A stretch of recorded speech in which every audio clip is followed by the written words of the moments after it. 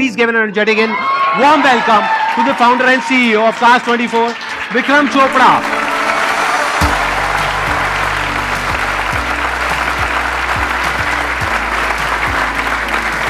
Please have a seat. Thank you. आप थोड़ा सा बताएंगे अपनी जर्नी के बारे में कि आपने कब शुरुआत करी, कैसे शुरुआत करी, आइडिया आपके पास में कहाँ से आया ये Cars24 का? 2015 में शुरू किया मैंने और मेरे 3 और दोस्तों ने, और इसमें थोड़ा मिक्स ऑफ पर्सनल एक्सपीरियंस था। जब मैं MBA करने वॉर्टन गया था, वहाँ से जब बीच में ही आ गया था, वो एक अलग कहानी है। बट जब मैं पढ़ाई छोड़ के वापस आया तो उस टाइम पे पैसे तो थे नहीं, वो जो थे वो वॉर्टन में लगा दिए US पढ़ाई में। This is interesting. आप वॉर्टन गए MBA करने के लिए और बीच में छोड़ के आ गए? हाँ, वो मैं 6 महीने में ही आ गया। क्या रीजन?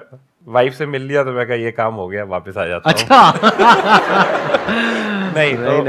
मैं आई थिंक वो MBA करने से पहले जाने से ही मेरा नौकरी में मन नहीं लग रहा था। मतलब मैं कर रहा था उससे पहले भी, बट मैं वो नॉर्मल पाथ ले रहा था। जो मेरे आसपास वाले ना सारे वो सेम ही रास्ते पे चल रहे थे। So that is what led to कि मैंने सोचा यार मैं वापस आता हूँ और कुछ शुरू करते हैं। तो वहाँ से शुरुआत हुई।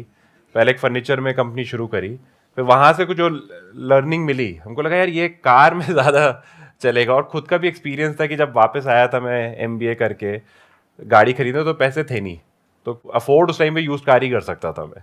तो क्या यार ये इतना बड़ा मार्केट है, मेरे ऐसे बहुत लोग होंगे जिनकी पहली कार यूज्ड कार ही होनी चाहिए, और क्यों नहीं होनी चाहिए। मतलब इट्स फाइनेंशियली भी ये बहुत सॉलिड डिसीजन है। आप नई कार पे आप 8 लाख रुपए खर्च करो, आपको सेम क्वालिटी की कार अगर आधे प्राइस में मिल जाती है तो आप क्यों पूरा पैसा खर्च करो। वो पैसा आप अपने बिजनेस में लगा लो, सेविंग कर लो, कुछ और कर लो। सो वो वहाँ से फिर शुरुआत हुई, और फिर हमने कहा यार ये एक अच्छी प्रॉब्लम है, एक बड़ा मार्केट है, ग्रोइंग मार्केट है। तो वहाँ से फिर Cars24 की शुरुआत हुई 2015 में। हमने वो डोमिनोज से इंस्पिरेशन लिया। हमने कहा sell your car in 30 minutes, कि हम भैया आप आओगे हमसे, आधे घंटे में आप गाड़ी बेच सकते हो। तो फिर हमने वही बनाया कि आज अगर आपको गाड़ी बेचनी है, हम आपको ऑनलाइन ही एक पहले प्राइस बता देते हैं कि आपकी गाड़ी को क्या मिलेगा, और उसको भी हम अब इतना एक्यूरेट बना रहे हैं डेटा साइंस यूज करके कि आपको एग्जैक्ट प्राइस ही बता देगा। 15 सवाल के जवाब दो, बिना गाड़ी चेक किए, बिना गाड़ी देखे मैं आपको बता दूंगा कि आपकी गाड़ी का क्या प्राइस होने वाला है। आपको अगर वो प्राइस सही लगता है, आप हाँ करो, एक बंदा आएगा, गाड़ी चेक करेगा। अगर गाड़ी की कंडीशन वही है जो आपने 15 सवालों में भरी है, तुरंत पैसे आपके अकाउंट में और गाड़ी हम ले लेंगे। जब आपने शुरू किया इसको, कॉन्सेप्ट को, तब आपने कहा कि आपने गाड़ी खरीदने पे फोकस किया। इन द सेंस के जो गाड़ी बेचना चाहते हैं उसके ऊपर आपने फोकस किया। तो वो गाड़ी खरीद कौन रहा था? क्या आप ही खरीद रहे थे उनसे वो गाड़ी? नहीं, हमारे पास तो पैसे ही नहीं थे, गाड़ी हम कैसे खरीदते। तो ये भी यहीं से कहीं बहुत सारी चीजें जब आप काम करना शुरू करते हो तो one thing leads to another, आपको भी पता नहीं होता है। तो शुरू में हमारा कॉन्सेप्ट ये था कि हम गाड़ी खरीदेंगे और हम ही फिर आगे बेचेंगे। बट हमने कहा हमें कुछ आता तो है नहीं, तो भाई सीखते हैं। तो सीखने के लिए कहाँ जाओगे भाई? यूज कार डीलर भरे हुए हैं, हमारी दिल्ली में तो सबसे ज्यादा है। तो मैं और मेरे को फाउंडर हम गए, एक डीलर के साथ बैठे हुए थे। 10-15 मिनट बात हुई और अच्छे से बात कर रहा है, चाय वाय पिलाई। फिर एकदम से उसको फोन आया और वो भाग गया। हम कहा ये एकदम से क्या हुआ? ये उठ के एकदम से भाग गया, अभी तो बात कर रहा था, एकदम से कहीं चला गया। तो उसके दुकान पे एक असिस्टेंट बैठा था, उसने बोला वो सर को लीड आ गई कार के लिए, वो उसके लिए भाग गए। तो वहां से फिर हमने बाद में सोचा यार ये गाड़ी की लीड आते ही हमको गेस्ट आके बैठे हुए हैं, उनको अच्छे से अटेंड कर रहा है, एकदम से उठ के भाग गया। यार तो कुछ तो फिर प्रॉब्लम है। हाँ, वो खुद से नहीं बोल रहे थे, वो खुद से नहीं बोल रहे थे कि गाड़ी की सप्लाई उनके लिए प्रॉब्लम है। बट जब हमने ये बात करी, एक्सपीरियंस लिया, तो हमको बाद में रियलाइज हुआ यार गाड़ी प्रोक्योरमेंट बहुत बड़ी प्रॉब्लम है। बिकॉज फिर हमने सोचा यार एक सेलर 10 लोगों से 15 लोगों से बात करता है। अगर आप में से किसी को गाड़ी बेचनी होगी, आप यही सोचो ना मैं 10-15 लोगों से बात करूंगा। तो मैं कहा यार एक जेन्युइन सेलर को जेन्युइन बायर से अगर हम कनेक्ट कर देंगे। तो हमने व्हाट्सएप से शुरू किया। हमने क्या किया, हम कस्टमर के हम पेट्रोल पंप पे जाके बैठ गए। हमने अच्छा, कोई वेबसाइट नहीं बनाई, कुछ नहीं किया? मेरा ना को फाउंडर मेहुल बहुत उसका तेज दिमाग चलता है। उसने कहा यार पेट्रोल पंप जाते हैं विक्रम, उसने कोई मैथ करी कि 40 में से एक सेलर होता है गाड़ी का, हर 40 कार में एक सेलर होता है। एक पेट्रोल पंप पे जाके बैठ जाते हैं, वहां पे 40 सेलर में एक सेलर मिलेगा। तो गुड़गांव में गोल्फ कोर्स एक्सटेंशन रोड पे एक हमको पेट्रोल पंप पे हमको एक आंटी थी अच्छी सी, उन्होंने एक छोटी सी जगह दे दी, हम वहां जाके बैठ गए। तो 100, 150, 200 लोगों से बात करी, तो उसमें 1-2 सेलर मिल गए कि उन्होंने कहा हाँ यार मैं देख रहा हूँ गाड़ी बेचने का। तो आपको चलो सेलर मिल गया, अब करें क्या? तो हमने फिर एक जो है कार एक्सपर्ट इवैल्यूएटर को पकड़ा जिसको गाड़ी आती है, उसको फिर हमने 15,000 रुपये सैलरी देना शुरू किया, बस एक। फिर उसने वो गाड़ी इंस्पेक्शन करी, फिर हमने वही inspection report which is like गाड़ी में स्क्रैच नहीं है, इंजन ठीक से चल रहा है, माइलेज इतना है, माइलेज इतना है, इतनी चली हुई ये मॉडल है, राइट, ये कलर है, ये 4 फोटो है, वो हमने व्हाट्सएप पे डीलर्स को भेजना शुरू करी। ठीक है, इंस्टेंट रिस्पॉन्स। तो यहां से हमने शुरू, इनफैक्ट हमने अपनी पहली 200 300 400 गाड़ियां ऐसे ही खरीदी हैं सिर्फ व्हाट्सएप पे। खरीदी नहीं है आपने, एक तरीके से उसकी डील करवाई है। हमने डील करवाई है, बट कस्टमर को लग रहा है कि हमने खरीदी। ओके, क्योंकि कस्टमर के लिए तो वो कभी किसी से मिला ही नहीं, उसने तो सिर्फ हमको भेज दी। तो इसलिए हमारी इंटरनली लैंग्वेज में हम यही बोलने लग गए खरीदी, बट यू आर राइट कि हमने वो डील करवाई है, बट वो डील इज सीमलेस। आप एज अ सेलर आप कभी डीलर को नहीं डायरेक्टली पेमेंट आप करते हो, सेलर है उसका। हाँ, सेलर को हम पेमेंट करते हैं, बट पीछे हमें पेमेंट आ गई होती है before the car goes to the dealer. मैं समझ गया, this is very interesting model. आप लोग समझ पा रहे हैं ना इन्होंने एग्जैक्टली क्या किया? इन्होंने क्या किया कि गाड़ी को इंस्पेक्ट किया अच्छे से, उसकी रिपोर्ट बनाई और प्लस उसकी पिक्चर्स ये वो, यानी कि वही काम जो डीलर आ करके करने वाला था वही बैठे बैठे उसके मोबाइल पे व्हाट्सएप पे हो गया। अब उसने डीलर ने एक प्राइस कोट किया और आपने उसमें अपना थोड़ा ऐड ऑन करके या जो भी किया आपने आगे गाड़ी दे दी। बिल्कुल बिल्कुल, इसको बोलते हैं सुखी कमाई। सुखी भी बोल सकते हो, सुखी भी बोल सकते हो, राइट। फिर हमने वो ऐप बनाई, फिर हमने कहा यार इतना सारा डेटा है, इसको डेटा को यूज कैसे करें। फिर हमने अपनी एक डेटा साइंस की टीम बनाई। जब इनफैक्ट हमने ऐप बनानी शुरू करी तो कन्वेंशनल विजडम सबकी यही थी, हमको हर किसी ने मना किया ऐप मत बनाओ, कोई डीलर ऐप नहीं यूज करेगा। और हर किसी ने 100 में 100 लोगों ने यही बोला, बट हम बोल रहे थे यार ये बाहर लोगों को ये लगता है, हमको अंदर दिख रहा है जिस स्पीड से वो प्राइस दे रहा है, तो हमको पूरा विश्वास था कि नहीं ये चलेगा। वही हुआ, हमने वो ऐप लगाया और वो फटाफट चला। यहाँ तक आपने फंडिंग खुद ही मैनेज कर रहे थे या अभी कोई इन्वेस्टर? यहाँ तक खुद ही कर रहे थे। जब हम ये 4-5 महीने हो गए हमको, तो हमको लगा कि यार हमारे पास एक कोई जैकपॉट है, ये गोल्ड माइन है। तो हमने ना बहुत नॉन कन्वेंशनल एक चीज सोची। हमने कहा हम अपने स्टार्टअप को स्टेल्थ में रखेंगे, शांत रहेंगे, कुछ किसी को बताएंगे नहीं, कोई हमारा प्यारा सा आइडिया कोई और बनाना ना शुरू कर दे। तो हमने 2015 से 18 तक तो हम लिटरली स्टेल्थ में रहे हैं। तो 3 साल तक लोगों का यही विश्वास था कि कोई छोटी सी कंपनी को ट्राई कर रही है, इनका कुछ हो नहीं रहा है, या हो सकता है कोई डीलर है, या कोई डीलर है, कुछ है, कुछ हो नहीं रहा है। तो किसी को पता नहीं था कि अंदर ही अंदर कि हम 4-5 हजार गाड़ी उस टाइम पे महीने की बेच रहे हैं बिना किसी फंडिंग के। या फंडिंग? नहीं, फंडिंग हमने ले ली थी, बट वो भी कभी अनाउंस नहीं करी। अभी आप देखो ना, बहुत सारे लोग फंडिंग होने से पहले, स्टार्टअप रजिस्टर करने से पहले ही डाल देते हैं सोशल मीडिया पे, मैं ये शुरू कर रहा हूँ। वो तो डील होने से पहले ही अनाउंस हो जाता है आजकल तो। हाँ, वो उसके अपने फायदे हैं। हमारा इससे क्या हुआ कि हम पूरा ना बहुत ही इनवर्ड फोकस्ड हो गए, राइट। तो इसके दूसरे फायदे ये हुए, हमने तो पहले ये सोचा था कि हमें किसी को बताना नहीं है, किसी को पता ना चले, बट इसके दूसरे फायदे ये हुए कि फिर हमारे भी जो लोग थे वो सारे सिर्फ काम पे फोकस थे। वो कोई इस पे फोकस नहीं था कि वो कोई माइलस्टोन पब्लिश नहीं किया, ये 100 हो गया, ये पब्लिश नहीं किया, मैंने वैल्यूएशन अपनी नहीं डाली। तो वो लाइक माइंडेड लोग काम कर रहे थे। तो उस तरह से टीम भी सेकंड थर्ड ऑर्डर इम्पैक्ट ये हुआ कि लोग जो हमको ज्वाइन करे, सर वो इसलिए नहीं ज्वाइन किए कि फंडिंग आ गई है कंपनी में, वो इसलिए ज्वाइन करे कि क्योंकि उनको लगा यार आइडिया अच्छा है। और कितनी बड़ी टीम हो गई आपकी 3 साल में? 3 साल में होगी कुछ 300 लोगों की टीम। 300 लोगों की आपकी टीम हो गई और आप महीने की 5-6 हजार गाड़ियां बेचने लग गए थे तब तक, 2018 तक। और तब तक आप कितना पैसा उठा चुके थे? तब तक हम 400 करोड़ के आसपास उठा। और किसी को पता ही नहीं लगा? किसी को नहीं पता था, मेरे आसपास दोस्तों को नहीं पता था।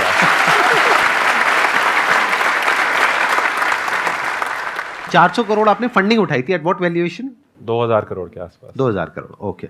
अच्छा, विदाउट टेकिंग एनी नेम्स, अभी पीछे मैंने रिसेंटली पिछले 1-2 साल में देखा है कि आपके कुछ कॉम्पिटिटर्स काफी ज्यादा एक्टिव हो गए हैं। हाँ हाँ, नहीं बिल्कुल। और ये आई थिंक वो इन हाइंडसाइट वो हमारी उस टाइम पे तो जो सिनिसिज्म था, जो एक डर था ना, एक आई थिंक वो एक एंटरप्रेन्योर को या किसी भी चीज में आपको कॉन्फिडेंट भी होना चाहिए, बट घबराते भी रहना चाहिए कि भाई क्या गलत हो सकता है, आपको सोचते रहना चाहिए उसके बारे में। तो वो सही था, राइट। तो हमको जो हेड स्टार्ट मिल गया, जो एक लीड मिल गई, वो लीड बहुत काम आ रही है हमारे।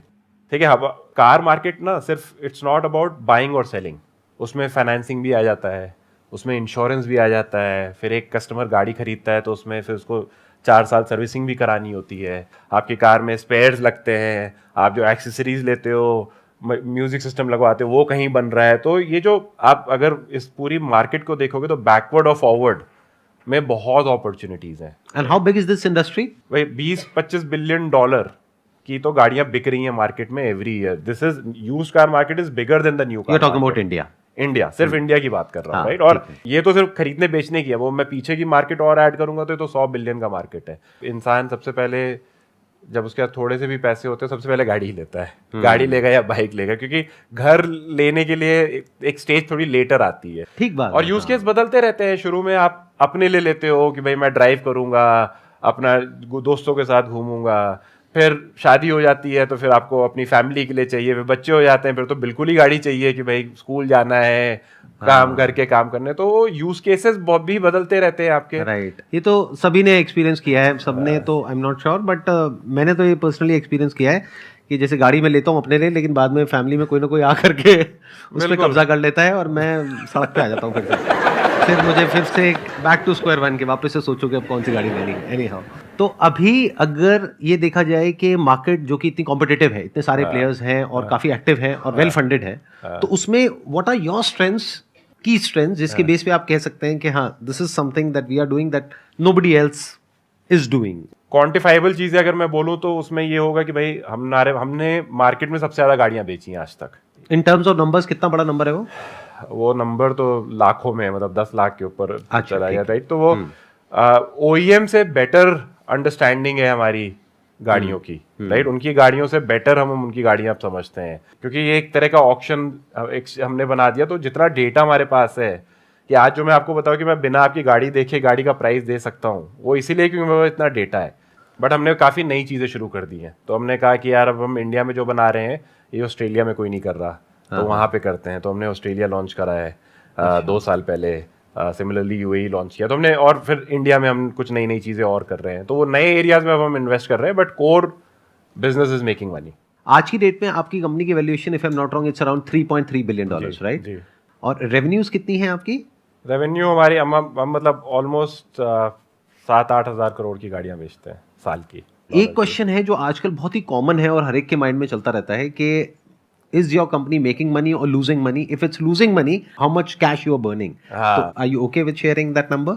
इस पे लाइक एक मैंने एक कहावत पढ़ी थी जो मुझे काफ़ी इंटरेस्टिंग लगी कि भाई risk is not what you see, risk is what you don't see. तो यूजुअली लोग बोलते हैं कि भाई अगर आपके पास 18-24 महीने के पैसे हैं तो आप सेफ हो, बट कैसे सेफ हो भाई? 18-24 महीने में भी क्या होगा क्या पता है। तो बेस्ट तो यही है कि भाई प्रॉफिटेबल हो, ये मैंने भी सीख लिया कि प्रॉफिटेबल हो तो बेस्ट है। बट अगर आप नहीं हो या आपका कुछ कॉन्शियस डिसीजन है, जैसे हमारा कॉन्शियस डिसीजन है कि यार हम 20 साल का सोचे हैं तो ये मार्केट बहुत बड़ी होने वाली है, मुझे और बड़ी कंपनी बनानी है, राइट, और तेज़ी से ग्रो करना है, तो मैं इन्वेस्ट करूँगा। बट मेरा प्रिंसिपल ये है कि भाई मेरे पास इतने पैसे होने चाहिए कि 4-5 साल भी कुछ ना हो तो पैसे खत्म ना हो। If you're talking about 5 years of funding, तो वो तो बहुत बड़ा अमाउंट होगा, आई एम अज्यूमिंग। हाँ, देखिए हमारे पास, हमने, ये तो मीडिया में ही आ चुका है, हम ऑलमोस्ट 1 बिलियन रेस कर चुके हैं total money in our existence, right. But उसका आधा तो हमने यूज नहीं किया है, तो आधा पैसा मतलब हमारे पास 4,000 करोड़ तो अकाउंट में है। यहाँ बांट दो इन लोगों को, मतलब ये देखो ना कितनी उम्मीद से आप लोगों को देख रहे हैं, बहुत उम्मीद है इन लोगों की आंखों में, बेचारे पता नहीं कहाँ से आए हैं। तो अब आप बताइए, अगर आप में से किसी के माइंड में कोई क्वेश्चंस आ रहे हैं इनके बिजनेस मॉडल से रिलेटेड जो आप इनसे पूछना चाहते हैं, तो you can just go ahead and ask your questions. जैसे कि सर आपने बताया इनिशियली स्टेज में 6 मंथ तक आप पेट्रोल पंप पर जाते थे और कुछ क्लाइंट्स आते थे तो आप उनसे करते थे, लाइक आपने बोला 40-50 इस तरीके से आप क्लाइंट से बात करते तो एक कन्वर्ट हो जाता था। बट उससे पहले ये कैसे आइडेंटिफाई हुआ कि हाँ ठीक है 40 में से हमारा 1 लॉ ऑफ एवरेज है? क्योंकि वो इसकी सिंपल सी मैथ ये है कि इंडिया में साल की 30 लाख गाड़ियां बिकती हैं, राइट।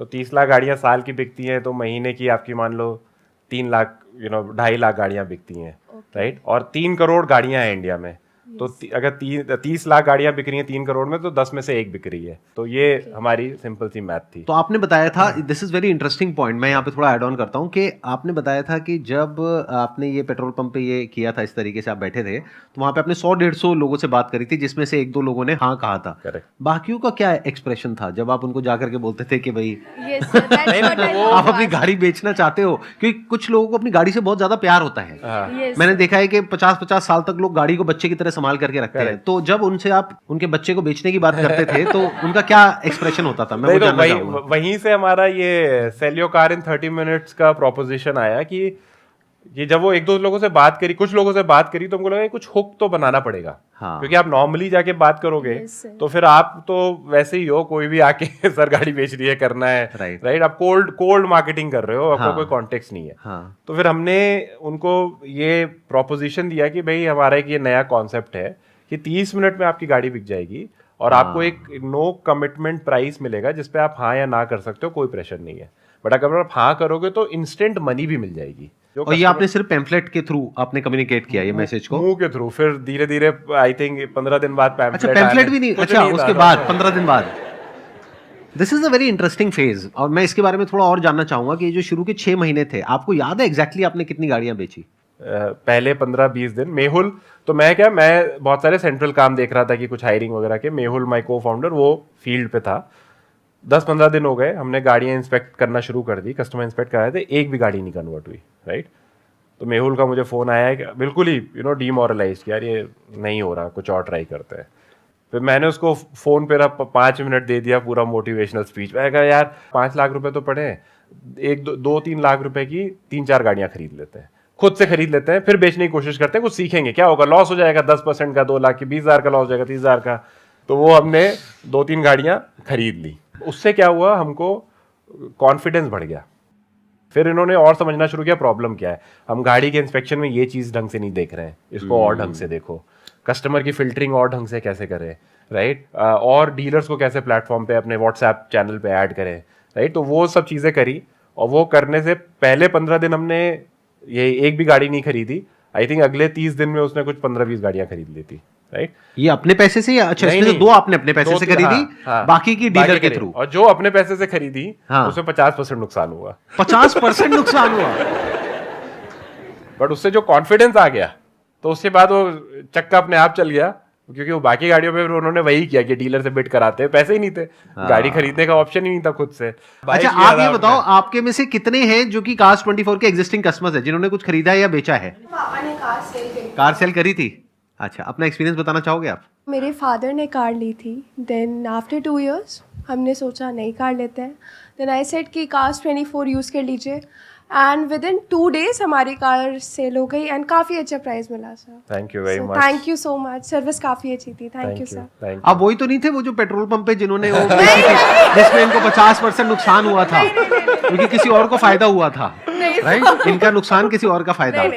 नहीं, है ना? प्रॉपर चैनल के थ्रू बेची आपने जी, इनका जो था। जी सर। आज तक आपने जब से भी शुरू किया है काम को, कोई ऐसा कस्टमर एक्सपीरियंस जो कि बहुत ही ऑकवर्ड हो, जो आपको याद हो, या कुछ फनी हो, या ऐसा कुछ? The best one I remember is, एक अंकल आए हमारे, मतलब 60-65 ईयर्स के होंगे, वो गाड़ी बेचने आए बॉम्बे में। उन्होंने इंस्पेक्शन करवाया, प्राइस पे हाँ कर दिया, गाड़ी बेच के चले गए। आधे घंटे में his daughter came to us said कि वो हमारी सुबह लड़ाई हो गई थी पापा से, पापा गुस्सा हो गए पापा ने आगे क्या बाहर में गई तुम्हारी गाड़ी, मुझे तुम्हारे पैसे नहीं चाहिए, जो भी हुआ मैं मेरे पास अपने पैसे। उन्होंने आई, गाड़ी बेची, और कहा कि नहीं प्लीज आप ये गाड़ी हमें वापस कर दो, ये है। तो फिर हमने कहा ठीक है यार आप। अच्छा, आपने वापस कर दी? आपने वापस कर दी।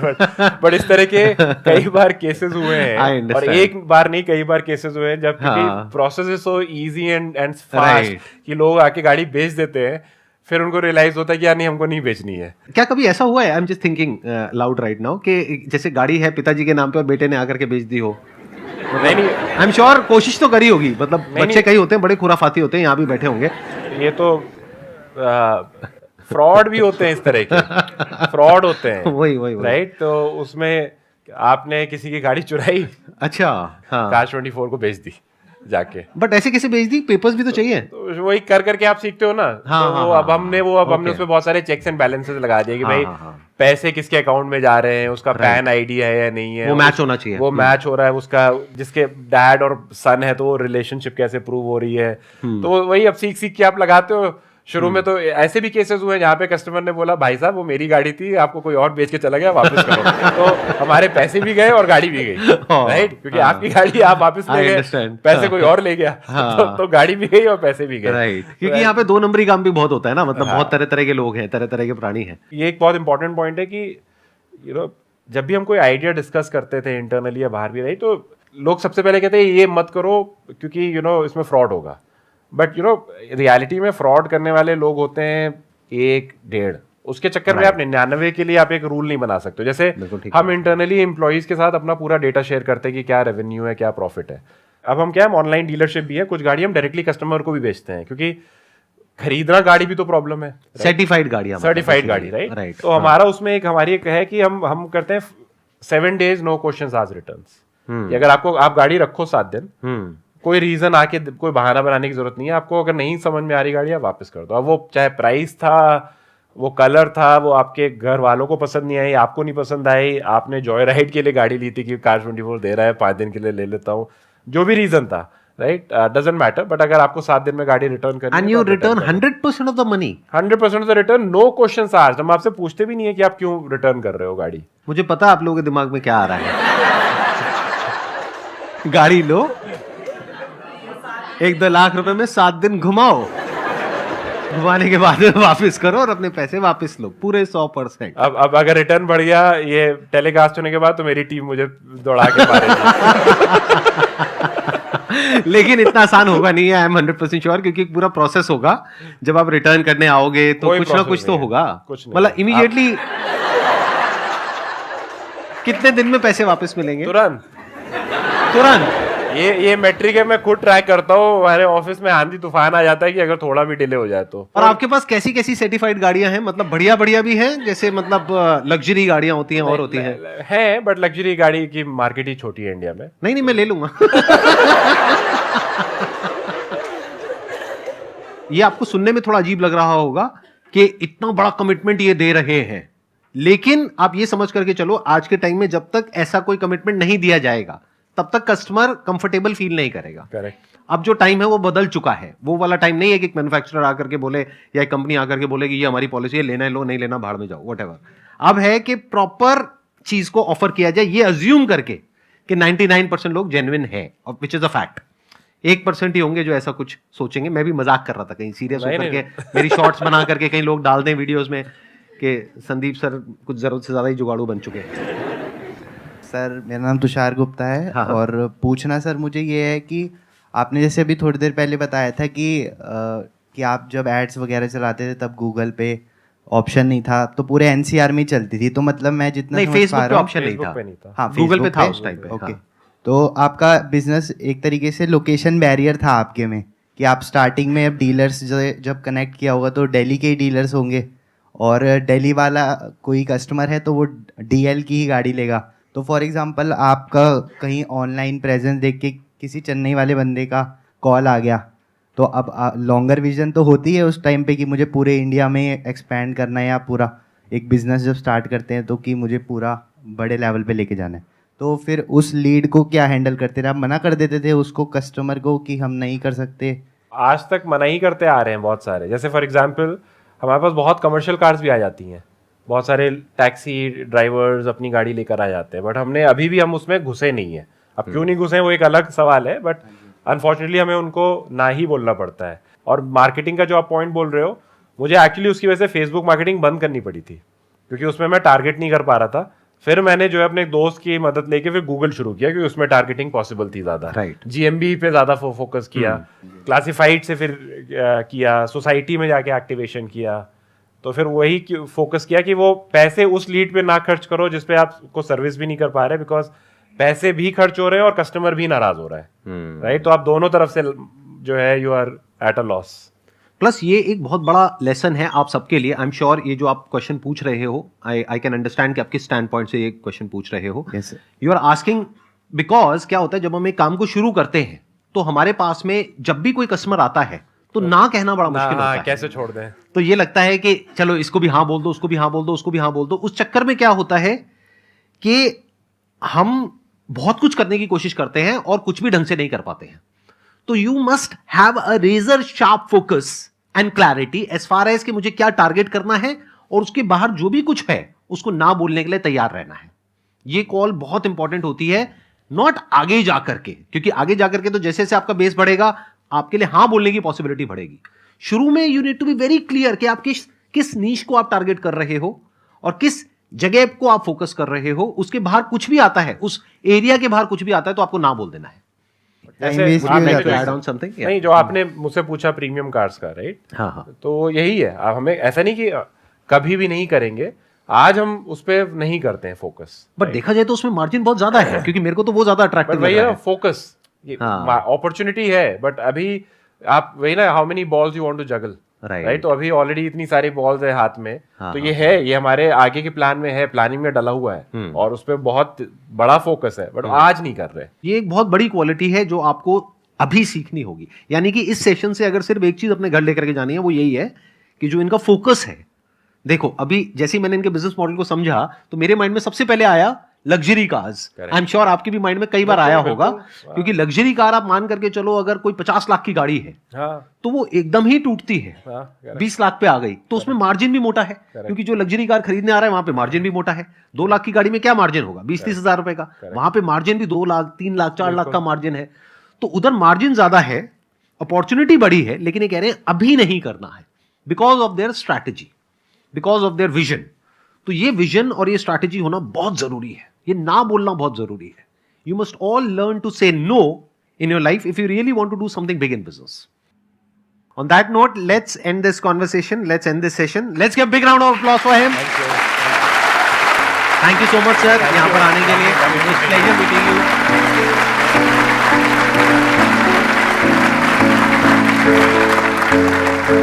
you.